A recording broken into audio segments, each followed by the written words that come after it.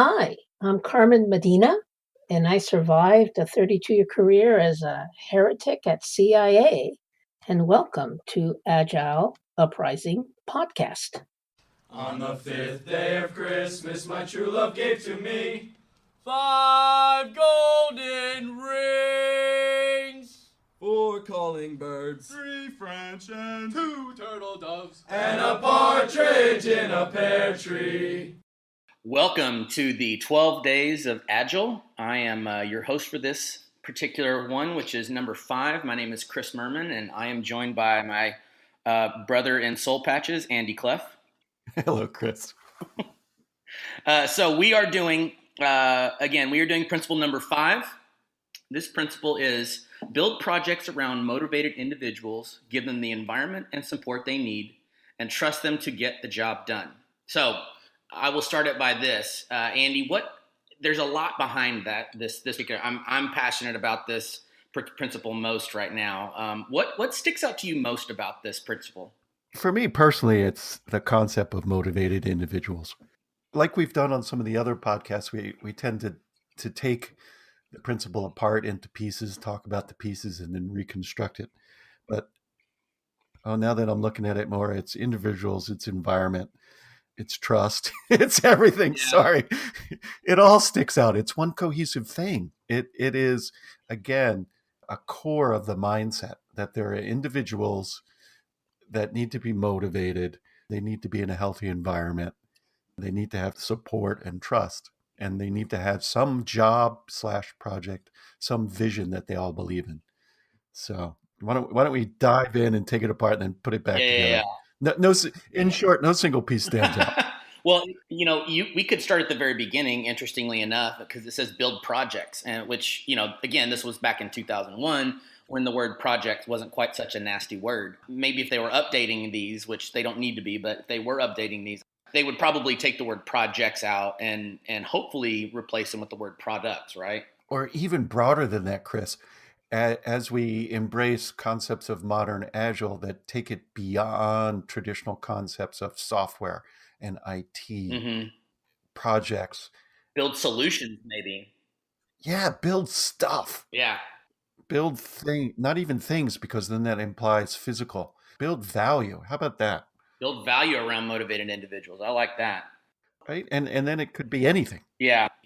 When I do the manifesto, when I'm in training classes, I always tell, because there's a lot of times I have teams that aren't building IT solutions. And so I say, whenever you see the word software, just replace it with solutions. And that usually kind of satiates those people that are like, well, we're not building software, kind of a thing. Probably the same thing applies here. What is a motivated individual to you?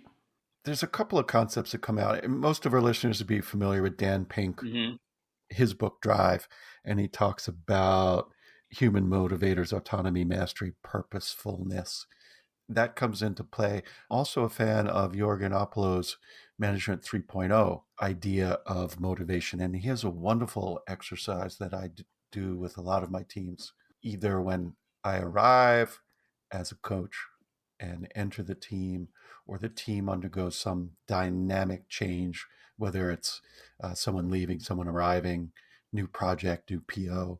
Jorgen called it Champ Frogs, his acronym on the 10 intrinsic and extrinsic motivations that humans respond to. Are you familiar with that exercise? As you were saying that, I was racking my brain going, you you've read this before. Moving motivators is what he calls it. The acronym is what threw me off. The acronym stands for, and I can't recite it all, curiosity, honor, autonomy, mastery, those power, those sort of things. Gotcha. That's as far as I can get with the champ and then the frogs. But it's always interesting to sit down with a team and say, at this point in time, let's just rank these from highest to lowest for you. There's no right or wrong. What motivates you? Is it mastery? Good to know as an individual, because we might then give you the really hard things or the things that need learning. If you need autonomy, maybe we don't insist on pairing or mobbing. And all these things come into play when you look at the individuals that make up your cross-functional team. What motivates them is as unique as they are.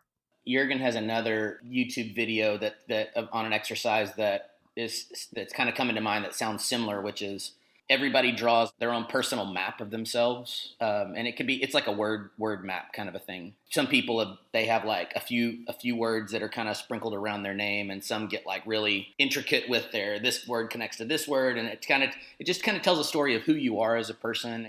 I have in my Who Am I slide of my presentation decks, it's basically just, these are a bunch of things these are words that mean something to me kind of a thing.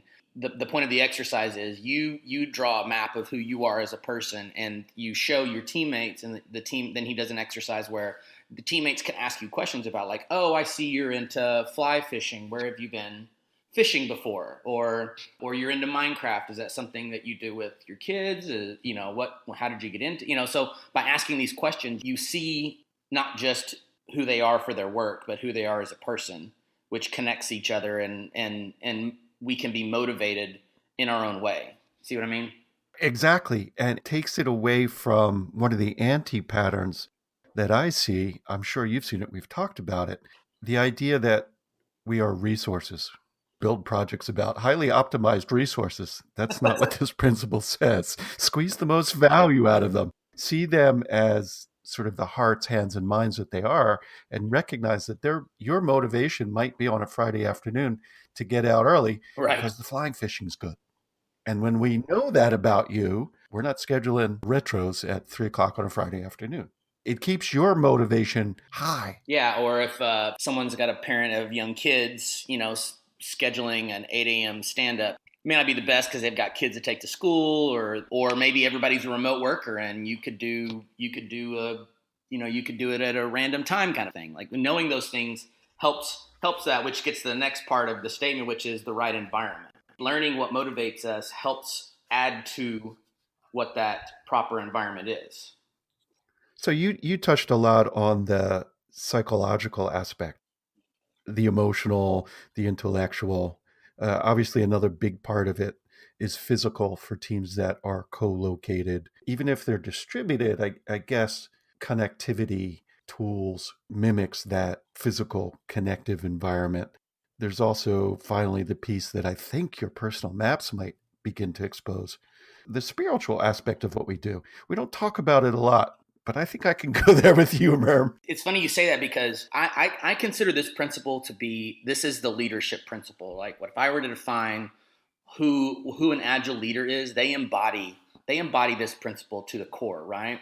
They say, how do I help you be the best and the most motivated you can be? What is the environment you need? Well, most people think is, well, we need to get rid of cue walls and have an open floor plan, better coffee, or, oh, we'll get them a ping pong table. That'll be a good environment. And often I don't think that I think the physical space is probably the least important aspect of the environment. I think that you and I, and we talked before about organizational silence. You recorded a podcast about that recently. That's part of the environment, right? Psychological, spiritual safety. Do I feel like I can say something? Can we do something if we need to? No, I don't think we need to be building this feature. No, I don't think that. I think this infrastructure is too, like we're putting too much into it. We need to be shipping more. What's our quality like? I don't feel like I'm allowed to disagree with you, Scrum Master or product owner, right? Like all that is way more damaging than if you're looking at a cue ball. That is packed into this principle, this holistic way of coaching that you just described so beautifully.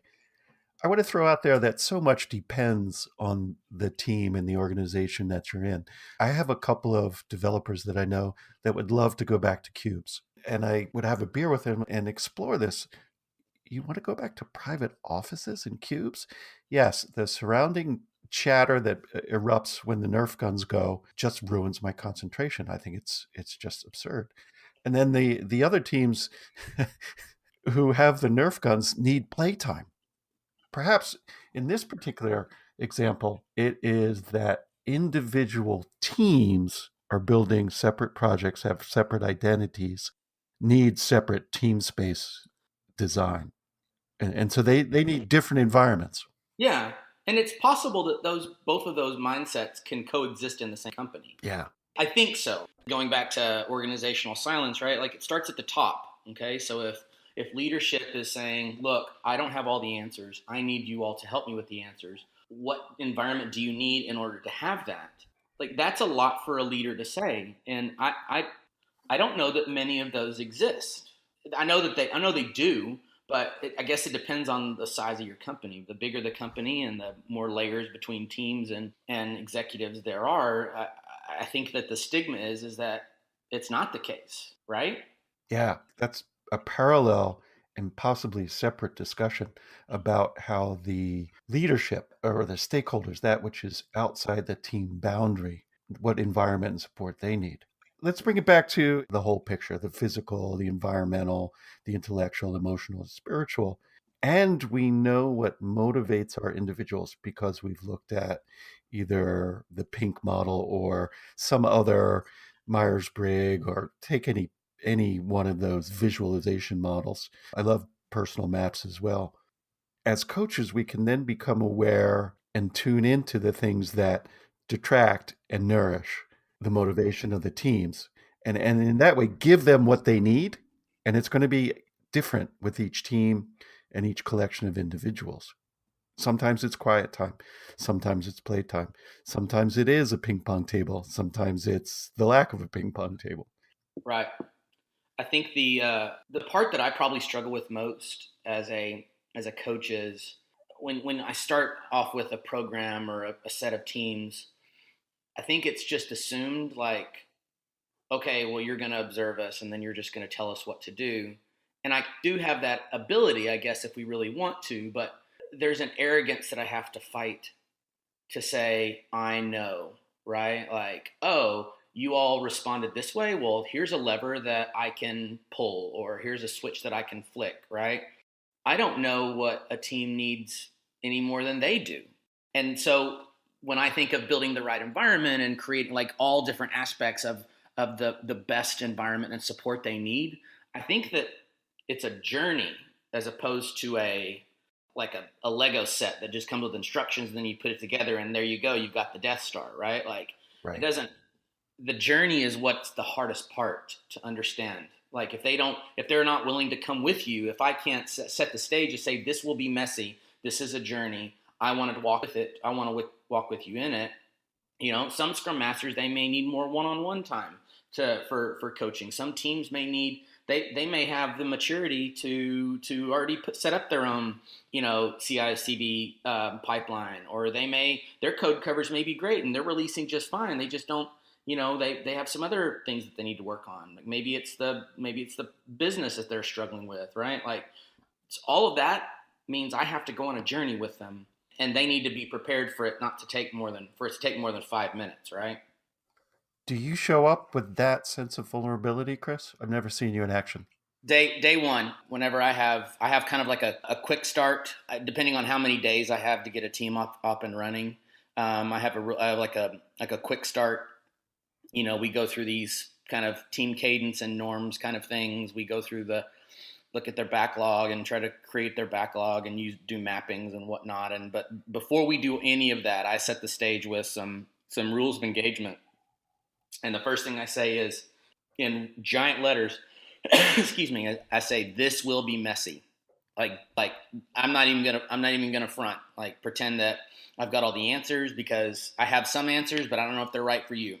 They may have worked with other teams or organizations, but it may work or may not. It's going to be messy, but I promise you we're going to get somewhere, and I'm going to try to make sure we have as much fun as possible. That's pretty powerful. I'm gonna play the devil's advocate. Does anybody raise their hand and ask to say, Murman, I thought we hired you because you were the expert. You mean you don't know what we're supposed to do here? Well, I say that I'm an expert in, expert with air quotes, right? Like, you know, have I been teaching business agility for a while? Yes. Do I have a lot of the principles memorized or mostly memorized? Sure. Like, can I take them through a backlog refinement session? Sure. But that doesn't mean that it's, because I know the steps and some principles of business agility, that doesn't mean I'm an expert in them, right? So I have to and this, I don't know if this is where you were leading me to, but like just because I know some things about business agility does not mean that I know how it exists for them. I'm not experts in them. They may not even be experts in them. So I can't put my hands up your back and make your mouth move or make your hands type the things on the keyboard that they need to be done. I can only tell you how I've done it in the past, and it's up to you to figure out if those are the things that are right for you, or maybe you'll carve your own new path.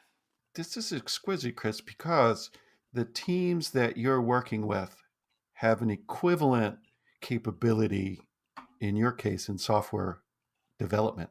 They don't know the solution they're going to produce in advance, yet they have the basics, the foundations, and then some at their disposal. And you walking in with that wide open saying, here we are, here I am.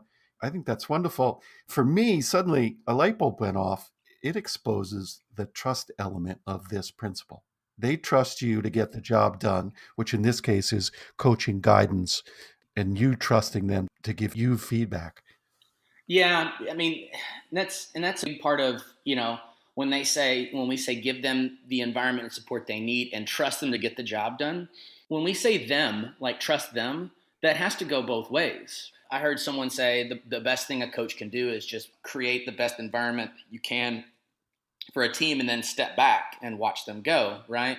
That's trust on my part for them to do their thing. But it also needs to go the other way, right? They need to look at me and say, okay, well, Chris has said, or Andy has said, hey, this is going to be messy. It's a journey. I don't necessarily know which way it's going to go. We'll know in a couple weeks. We can talk about it.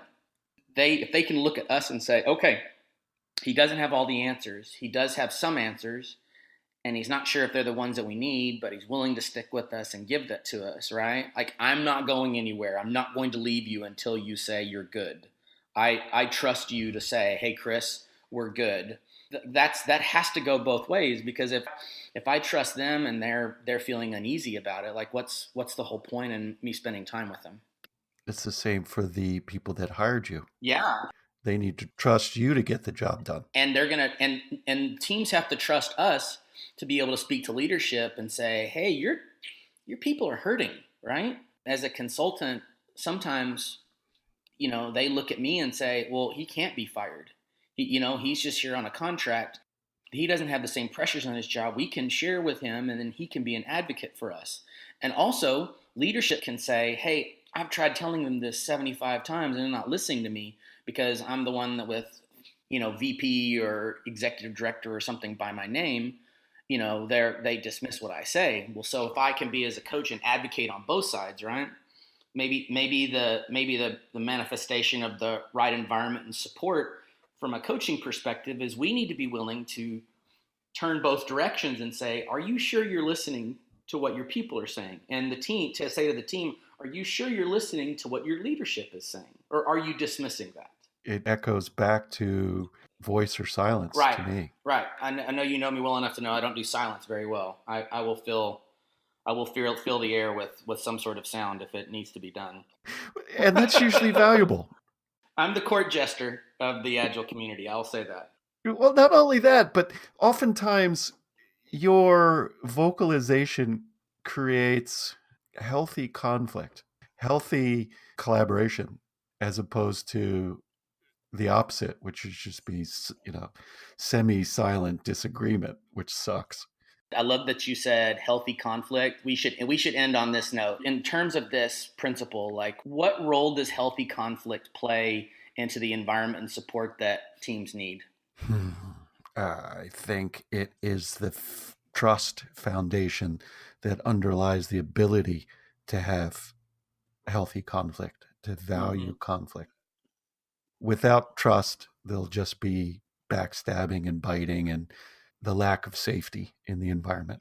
If we're going to value conflict, we need an underpinning of trust, a healthy, supportive environment, motivated individuals, and then something that everybody sees as valuable. How do you model healthy like if you were to say, if you had a team and they're like, Andy, can you teach us how to have healthy conflict? Is that Is it simply modeling it that we can do for them, or is there an exercise that we can do? How do we help encourage and teach in a safer environment a better way to have conflict? Yeah, if I knew the answer to that. I have ideas that I'm exploring, and we've shared a lot of them before. Some of it happens in one-on-ones when somebody comes to me attempting to triangulate. What an asshole Chris was in that meeting. Did you see how many times he cut me off? He doesn't want to listen to a word I say. I ask them one question. How did Chris respond when you told him that? And there's usually this amount of silence. What is preventing you from talking to Chris directly? I can moderate, I can mediate, I can be your dummy while you practice, but the only way you're going to solve your fear of conflict with Chris is to talk to Chris. So what's in your way? Well, I don't know how he's going to respond. Okay. What motivates Chris? What do you know about that personal map he drew? Find a way to talk to Chris in a language that he'll understand. Yeah. And bust through it. I have a little more difficulty when I'm in a more traditional hierarchical space where voicing up is not the norm, and it's more difficult because it's viewed as insubordinate. I'll throw the question back to you. How do you deal with that? Well, so I think that when I was thinking of how I would model healthy conflict, I mean, it's the retrospective, right? There is no greater exercise than sitting in a room saying, we're not going to leave this room until we pick something that we can improve on. And we're going to talk about it until we do. I can show you the games. I can show you the exercises. We can do stickies. But at the end of the day, we have to pick something. The first couple of retrospectives are always the hardest. So when someone says something that touches on a nerve, especially if it touches your nerve as a coach, the thing that I struggle with so much and I want to get better at is like when they say something that I am like, what do you mean I didn't coach you how to do that right? Or what do you mean you didn't see value out of iteration planning? Like, what do I do when something touches on my nerve? The way I model it is maybe I put myself in a situation where I'm uncomfortable and then I have to respond. Like you talk about authenticity and vulnerability with our teams. Like there's nothing more vulnerable than you getting upset or reactionary and then having to go, wow, I didn't handle that well. This, you said this and this touched on a nerve. Like that's when, that authenticity is part of that environment, right? Because if you model that, then they're like, wow, okay, our coach, who's the quote unquote expert, right, is doing it this way. Right? Maybe there's something to it. Yeah, that's a powerful way to collaborate. To simply say, whoa, that really triggered a live nerve in me. Let me calm down here. Let me calm down here for a minute. That creates that environment, that support, and that trust that you want to catalyze in the team.